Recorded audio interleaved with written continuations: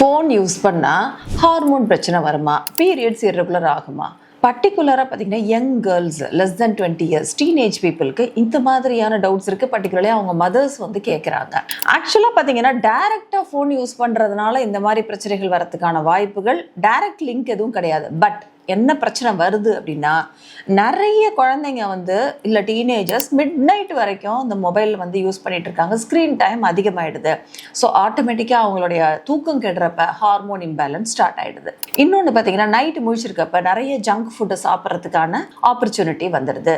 மூணாவது பார்த்தீங்கன்னா நிறைய நேரம் படுத்துட்டோ இல்லை உட்காந்துக்கிட்டோ தான் இந்த மொபைலை பார்க்குறப்ப நம்மளுடைய ஃபிசிக்கல் ஆக்டிவிட்டி ரொம்ப கம்மியாயிடுது. ஸோ அதெல்லாம் இன்டைரக்ட்லி ஒரு ஹார்மோன் இம்பேலன்ஸ் இர்ரெகுலர் பீரியட்ஸை உண்டாக்குறதுக்கான வாய்ப்புகள் ஷியராக இருக்கு.